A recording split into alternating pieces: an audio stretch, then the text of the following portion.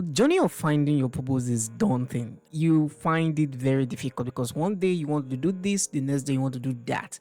And in between, you are questioning, is this what I want to commit the rest of my life to? Finding your purpose is the key to a fulfilling life because immediately you find your purpose and you are working on your purpose, you feel this joy and you are much more certain to move forward. The fear of choosing the wrong thing is even the worst because the reason why you are even here listening to me is that you don't want to pick the wrong thing.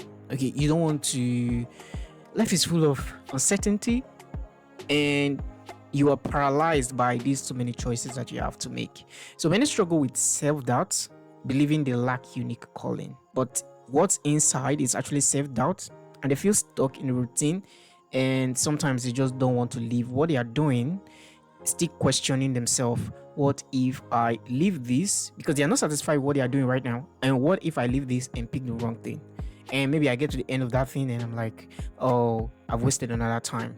Okay, so in this podcast, I'm really going to explore some of the things that I have found that have been really helpful to me personally. And it's almost like a blueprint and the conclusion and the truth that I have found right now with my level of discovering or finding this purpose thing. Okay, it's going to be fun. So let's really roll up the sleeve, sit back and just relax because I'm about to dig out some stuff here for your exploration. Now, the struggle appears most times when you start feeling this emptiness. It's like going through the motion, but you are still questioning, is this all that there is for me to do? Is this all that there is for me to be living? It's feeling unmotivated at work. It's like you're disconnected from your daily task because even as you're working on the task, there is part of that don't feel joy, and you tend to envy people that seem to be doing something else that feels like what you should be doing. You might even avoid reflection. You stay busy to avoid or ignore the void, okay?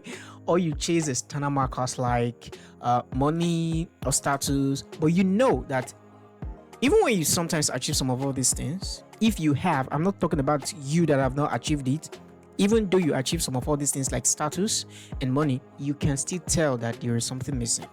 So that's the reason why people are always on this quest of what's my purpose, what's the meaning of my life.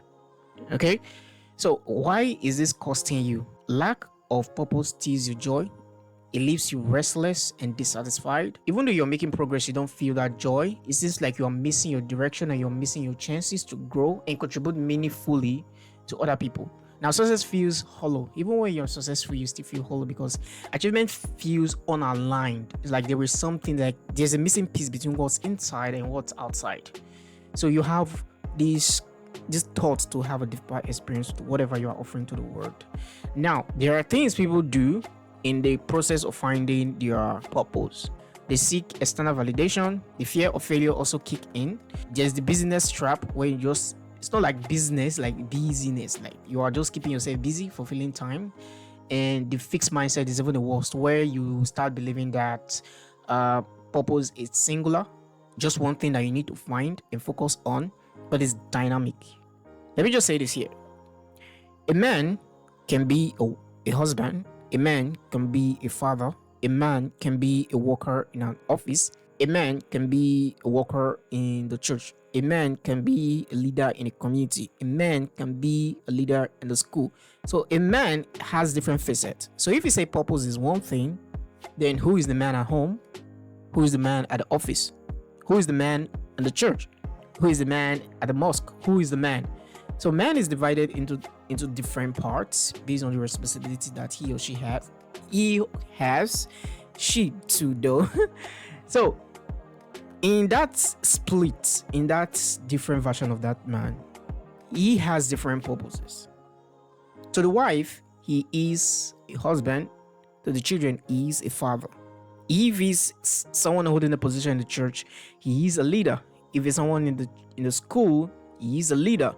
So we have those different parts. The man to his mother is a son. The man to whoever. People just have different version of you in their head, and this can be by social situation or by responsibility. So if you say purpose is just one thing, then it's not. Okay, it's something that you have to find. But when people talk about purpose, it's mainly the work that they should be doing in their life. So let's get into the myth of the thing. So how then do you find your purpose? How then do you really know? First, I've talked about the first one, which is you are multidimensional. You are not one person. So if you really want to know your purpose as regards you being a husband, you have to be a husband. Okay? If it's regards to you being a father, then you have to be a father. Now there is a purpose to that. Your purpose as a husband is a responsibility you have to your wife, and the purpose you have as a son is a responsibility to both your mom and your dad and your siblings. The purpose that you have as a wife is your responsibility to your husband, and as a mother to your children. So these are different purposes. Why are you this? It's simply the question, why are you this? Now I want to make it even more clearer. Let me just dive out a little bit to the Bible. In Ecclesiastes chapter 9 verse 10, the Bible says that whatever your hands find to do, you have to do it with all your might. So what do you have right now? What is in your possession that you are doing right now? That is your purpose. That is that thing that you're doing right now. That thing, that position that you are, that responsibility that you have on your head. If you're a student, you're going to school, that responsibility of you getting good grades, making sure that you pass well, that is your purpose right now. Now, these things are going to unfold because you can only connect the dot looking backwards. If you're a single person, you're not married, your purpose right now is to be a purposeful single. If it's a husband, a purposeful husband. I think there's an author that even wrote the book, that intentional father. So it is the intentionality of being what you are right now is what the purpose is. In that situation that you find your purpose. Okay, so whatever your hands find to do, just do it with all your might. Now I want to make it even more clear. Let's talk about it in the work aspect, because people like, what is my life work? I want to give a quote by Mother Teresa, who said this: don't misunderstand our work. We are not social workers. We do social work, but we are contemplatives in the midst of life. So because you are a social worker doesn't make you a social worker. It's like saying I'm a graphic designer, but I'm not a graphic designer. What problem are you solving in this world? What effect are you having in humanity? Once your work has effect in, or has a chance of changing the trajectory of the society, then that's a meaningful work. And being a father, being a mother, being a son, being a student, if whatever you're doing has a chance of changing society for good, then it's a purposeful living. So purpose is not something like grand mission purpose thing. I know people really want to get the idea of what is the difference between purpose and work. And here, let me get it very much clear. There are times when it fuses, and there are times when it doesn't. When your life work is the same as the job that you do. And this is where the general advice that says, do what you love. Because once you love it and it has this purpose-driven identity behind it, then it makes more sense that you are doing what you love, you are enjoying it, and it's also giving you fulfillment because you are helping humanity. But let me make it more clear. When it fuses, it's part of the quote that I just shared with you of Mother Teresa that says, we do social work, but we are not social workers. Because people tend to like classify their, let me just get the quote straight. Let me not misunderstand this. It said, don't misunderstand our work. Don't misunderstand our work. We are not social workers. We do social work. That is when it fuses. When the job is the same as the mission. But there are times when it doesn't fuses. Now I want to give you an example of situation when it doesn't fuses. And that's the life of Paul. Now Paul is a tent picker. At the same time, he's an apostle of Christ. Now, what happened is that he builds tents, okay? That's how he feeds himself, and that's how he gets his money. Now, he does this with the sole purpose that he doesn't want to collect money from the believers. He don't want to be a burden to these people, so he has a job that he can do to keep his body and soul alive, and that is what your work do. Your work pays the bill, but the purpose gives you the joy and the fulfillment. So there are times when it doesn't match. Okay, for example, this thing that I'm doing right now, me talking to you, is what I really like. Then there's this other part of me that most of you may not know. I'm a designer and I work. Okay, so sometimes it doesn't tally, But when you have that opportunity to chase something that gives you joy and purpose and meaning that you are contributing to humanity, it's also cool. Now, graphic design on the other side can also be fulfilling. Now, let me tell you why. Immediately you can serve the next human being and make their life better, you are living a purposeful life. Because I've quoted Ecclesiastes chapter 9 verse 10 before, who says, anything your hands find to do, do it with all your might. I think there's this guy that said that if you want to be a sweeper, you should be a sweeper that the heavens, the angels can look down and say he's the best sweeper that has ever lived. Something like that. I know there's a quote like that. So the point here is try as much as you can to make sure that whatever you are doing, you're doing it well. And that is the joy that you can find. As long as you are serving the next person, and when you are picking something that can actually serve you, what you can do is find a skill that can help you serve other people and serve yourself. Let's say you're a student right now and you're thinking of a way to find a purpose, something that can be meaningful. Pick a skill, learn a skill that can help to serve the next person, that can get you paid, okay? Because you need job, okay? You need something to put money in your pocket. Because when you are choosing purpose, you are choosing this thing that gives you fulfillment and it's not giving you money, it can be frustrating. In fact, many people hate their so-called purpose or whatever their mind told them was their purpose initially, or because they were starving. And this is one of the biggest challenge in people chasing their dream or chasing their purpose. Now, what you can do is have a job, have a work that puts money in your pocket. Meanwhile, gradually still building on that idea or that vision that you have. Because once things are tight, I'm telling you the truth, you're going to forsake a lot of things. And most of the things you are thinking right now that are your purpose, let me ask you this question because it's going to make it more clear to you. Let's assume that you have an opportunity that gave you all the money you want and you no longer need that job that you're doing right now. Would you still do it?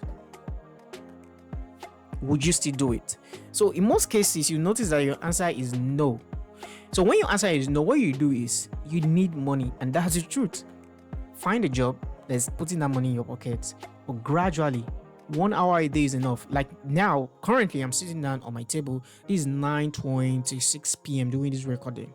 I've worked during the day, but I'm spending this time now to do something that I really enjoy and love talking about. I may not probably do recording maybe tomorrow night or something. I probably write, maybe research or read or do anything that I enjoy. But make sure that your evenings are well spent. Your 9 to 5 is not supposed to drain you, even though it is doing that. But make sure that between your 6 to 9 or your 6 to 10 in the evening is doing something more meaningful.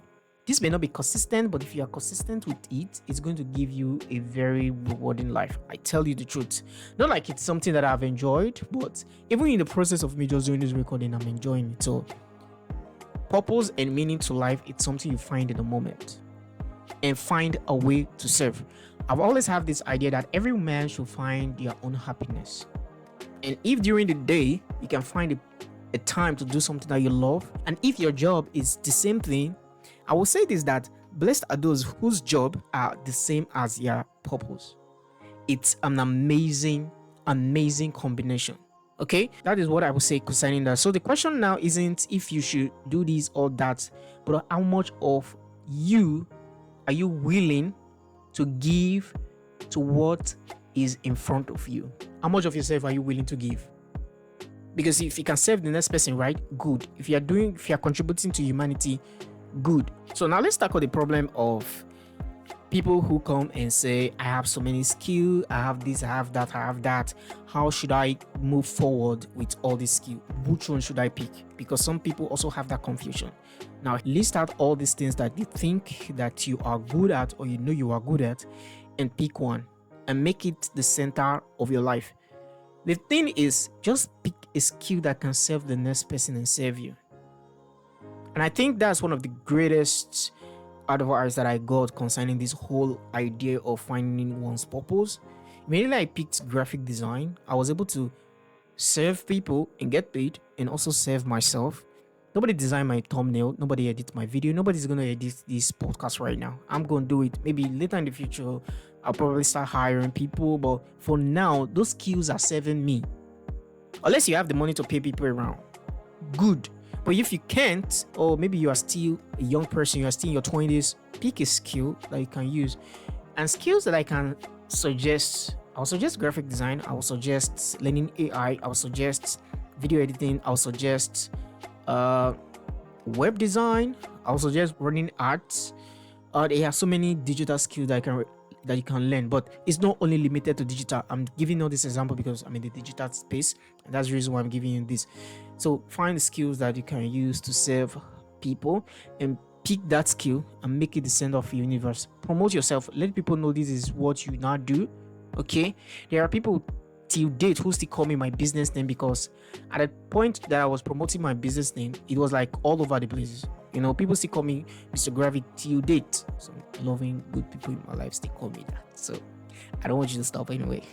It's just the root of where I'm coming from, and I love it. Okay, what I'm trying to say is, talk about it, post about it, make sure that's your name, make sure it sticks to people's head. Okay, because that is how people will recommend you, or maybe give you the job that you are looking for. Okay, one thing I really want to point out here is that over time you notice that you are growing, and other areas of your life will want you to also test them out.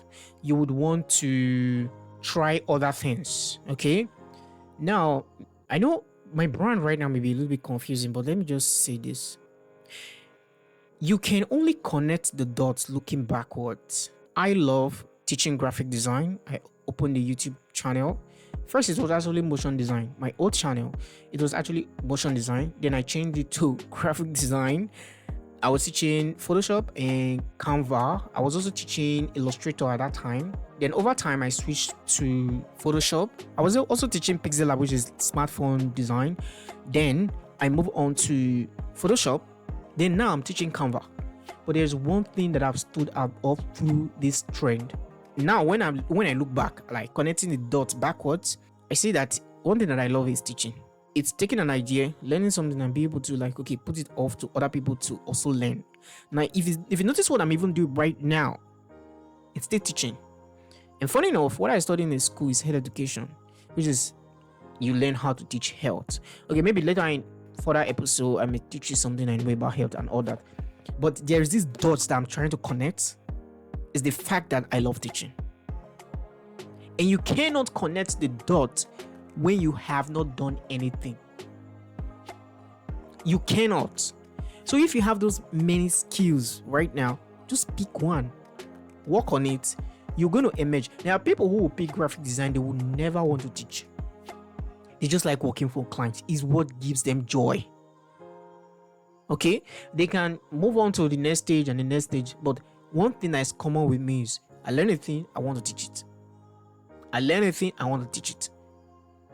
Okay, it is my own quest of finding, how do people find their purpose? Like, what's your purpose? Like, when I was being, I used to tempted, when I was being tempted to like maybe start this podcasting, like, you're a graphic designer, what business do you have with podcasting? But looking back, I can tell, it doesn't matter now what I teach. I still have my old YouTube channel where I teach graphic design. It's all about me just pouring out myself for people to also learn from. So you can only connect the dots looking backwards. So the whole idea here is to experiment on things, try things out and see if you enjoy them, see if they are things that will give you fulfillment. And remember, your job will put the money in your pocket, but your purpose will give you a fulfilling life. You can have a job, you can have your 9 to 5. It doesn't have to interrupt your purpose. Always create time for the things you enjoy. Remember, you need money, so don't joke with what's putting money in your pocket.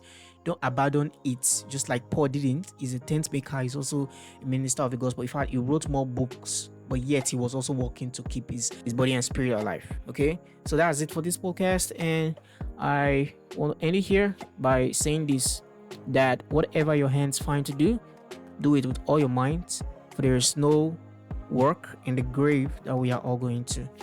And that's from Ecclesiastes chapter 9 verse 10. And lastly, if you're watching from YouTube, you can subscribe. If you're listening to us on Spotify, you can follow us, like, comment, always drop your thoughts, and I hope to see you in the next episode. Bye.